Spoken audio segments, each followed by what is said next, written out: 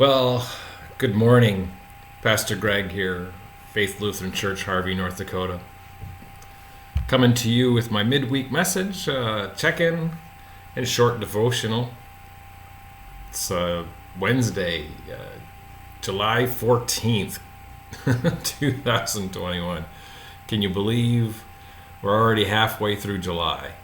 And the summer's flying along. As always. Now, I want to first of all thank you for taking a moment and spending it with me whenever you watch this. I'm grateful for that, and I hope that you find this message helpful in however you look at it. So, we've had a great weekend. I'm still recovering a little bit, I think. A little tired. Plenty of activity.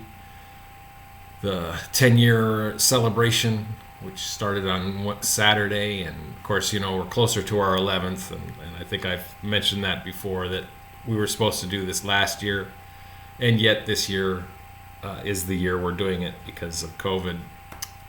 I don't want to beat that up. So, Saturday was a wonderful day, open house for the afternoon, an hour-long presentation, some wonderful music, and then a beautiful meal. And celebration on Sunday at our outdoor service where we had worship, and then had a great meal following it. And so there's plenty of thanks to give around, and I don't want to name people because I'm going to miss somebody. So the committee that formed a year and a half ago or so to put this together and come up with some kind of a plan, those who helped implement that plan, those who cooked food, those who provided desserts, those who provided all the stuff that needed to happen, moving chairs, tables. It's just, there's so much that has to happen, and it was a beautiful day. So I want to just thank those who invited the presenters on Saturday. The presenters were Pastor Bob Nordval, who helped get things rolling when Faith first started. Pastor Fred Westerhold came in, and he was the one who provided music for us on Sunday, and we're grateful for that as well. And he played some music for us while we were waiting for the food to be done. So we're thankful for that. We had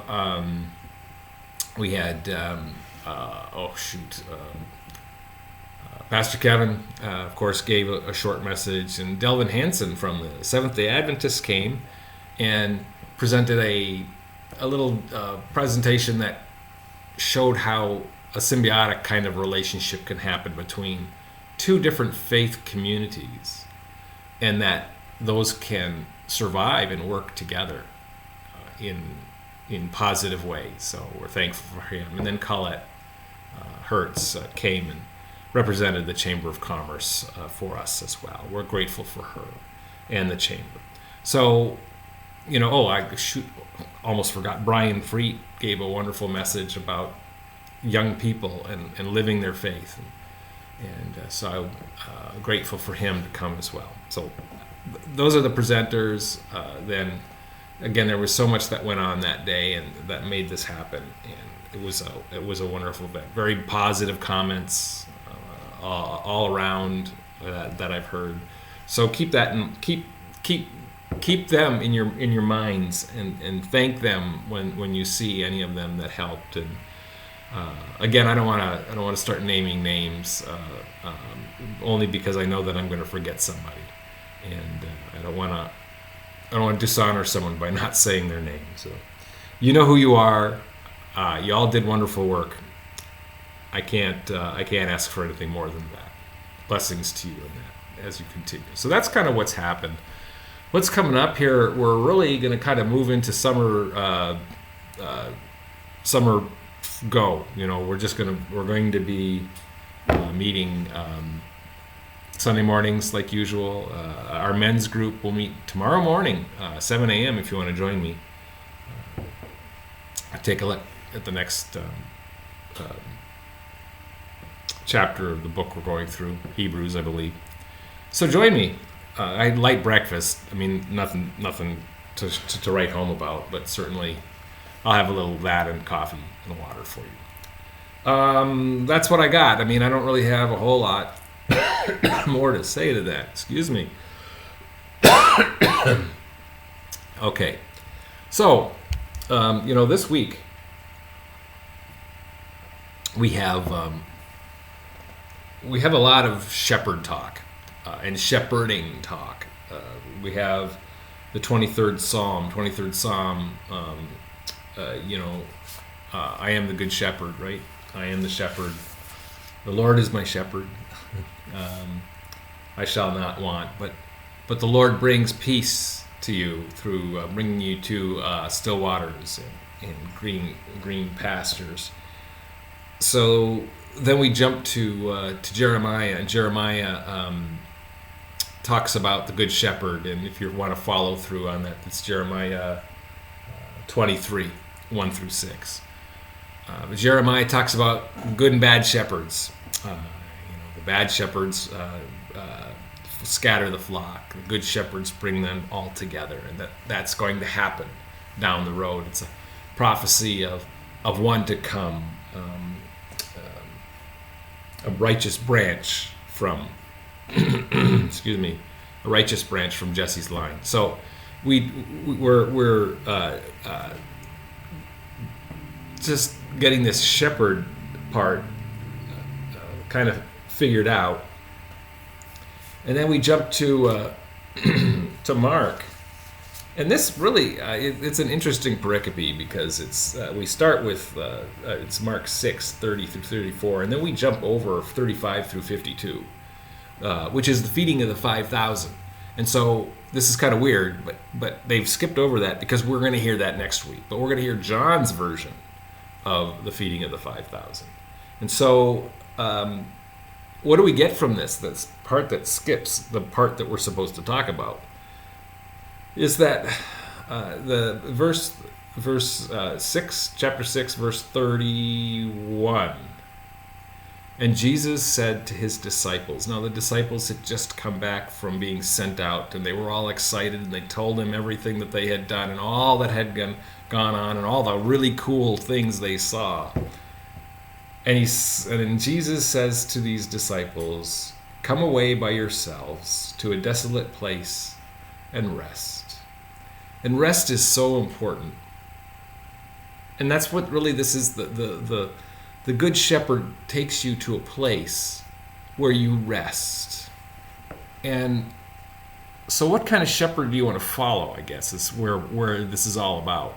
You want to follow the shepherd that's going to scatter you and tell you that you're doing things wrong, or you want the shepherd whose rod and staff comforts you and leads you to still waters, or comfort and peace. Jesus says to them, "Come away by yourselves to a desolate place and rest a while." If you were part of the activities this weekend, you know all the work that went into it, especially as those of us who are a little older. We takes us a little longer to recover, and it's important to rest. And I kind of correlate this to Sunday afternoon getting in the truck and going up to Camp LMA, the camper that we have on Devil's Lake, and rest and look at nature, the still waters, and watch the birds fly from the trees and the squirrels play and the water and hearing the wind through the trees, and you rest, and it's comforting, and it rejuvenates you. And that's really where we need to kind of take a look at. So we skip over the feeding of the 5,000, but we jump into the healings that Jesus did after that. People recognized who he was, and they ran to him. They ran to the Good Shepherd. Ran to the Good Shepherd for healing, comfort. peace, and maybe some of them ran so they could get some rest. That's a thought, isn't it? And then we jump to the Ephesians text, and I'm just going to touch on this. The Ephesians 2:11 through 22 text says, it's near the end of it. It's those last three, those 19 through 22. It talks about us becoming fellow citizens, all of us, no matter where our backgrounds are, no matter what we were considered beforehand. But we are all coming together to form this church, this dwelling place, which is being built by something, and it's being built by Christ Jesus himself. And it says, as the cornerstone.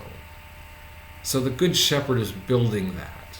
And that's where we should rest. And that's what we should look for, is to rest in God through Jesus, in his glory, and not try to do it all on our own. Let the shepherd guide you and lead you.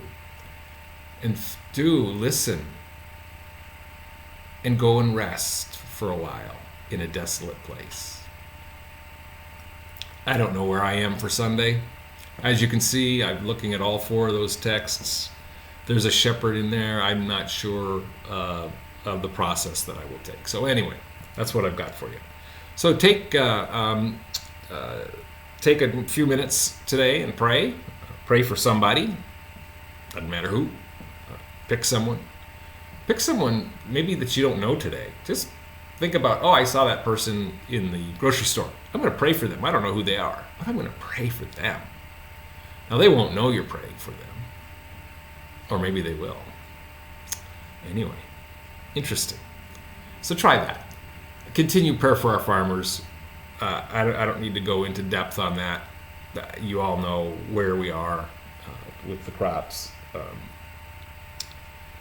So pray for our farmers. Pray for the Lord providing what they need when they need it. Then also pray for this. This is an interesting one. Pray for the family of faith. The family of Faith Lutheran in Harvey, North Dakota. Pray that they may see and celebrate the 20th anniversary. Maybe the 25th, whatever they feel like doing. It's only 9 years away. And the way the time flies, we're almost there. So, pray for them. Well, that's what I have for you today. Again, thank you for spending a few moments of your time, your valuable time with me today. And just to kind of chat, have a cup of coffee, and catch up. So, grace and peace to you on this day. And blessings.